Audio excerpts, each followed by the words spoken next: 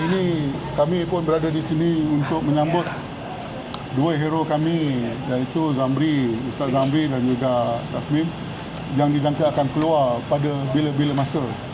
Malang sekali sebab kerajaan hari ini sangat takut kepada peserta-peserta yang ingin menyatakan ketidakpuasan hati mereka terhadap pembinaan kuil-kuil yang tidak mendapat kebenaran daripada pemilik tanah ataupun mana-mana pihak dengan mendirikan kuil-kuil mereka sesuka hati.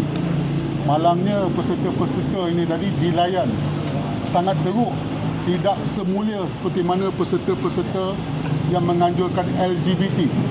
Perhimpunan LGBT itu kita boleh tengok macam mana pihak polis memantau lalu lintas, menjaga keselamatan. Adakah itu yang dikehendaki ataupun yang boleh menjadi satu perhimpunan yang sangat, orang kata apa, sangat selamat, dan untuk peserta-peserta yang terlibat di dalam isu kuil ni tadi dilayan dengan sebegini rupa. So saya harap kerajaan berlaku adil, jangan memilih kasih kepada mana-mana pihak yang ingin mengadakan demo aman, kerana perhimpunan aman ini adalah satu perkara yang disahkan daripada dalam perlembagaan kita. Okay. Terima kasih. Semalam penganjur kata dia orang dapat masa perbincangan dengan OCBD setuju bagi setengah jam. Kalau dalam masa setengah jam tu tak ada berlaku kekicauan, mereka boleh teruskan dengan perhimpunan. Tapi belum sempat apa lagi, baru lalu je depan situ dah kena cukup. Betul, saya melihat sendiri keadaan di mana beberapa penganjur yang dikatakan penganjur telah ditangkap sewaktu mereka tiba di tapak ataupun di lapangan untuk mereka menganjurkan perhimpunan tersebut.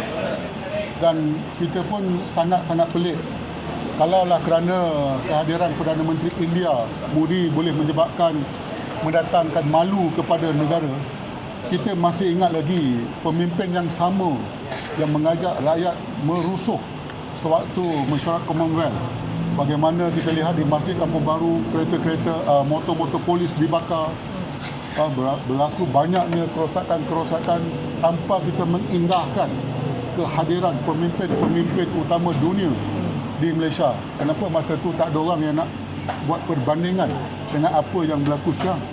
Yang hadir sebenarnya di perhimpunan di Sogo ni lah adalah orang-orang yang boleh mendengar kata, mengikut arahan polis, dan sepatutnya pihak berkuasa tidak perlu nak mengambil tindakan sedemikian menghumban mereka ke dalam lokap walaupun mereka tak dapat bercakap apa-apa lagi.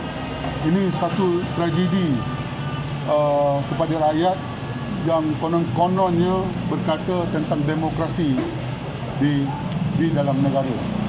Dan saya difahamkan juga ada antara yang ditangkap tu adalah sepasang suami isteri yang memang nak pergi berjalan di Sogo pun diangkut masuk ke IPD juga. So saya sangat simpati dengan nasib kepada mereka yang ditahan tanpa sebab ni tadi.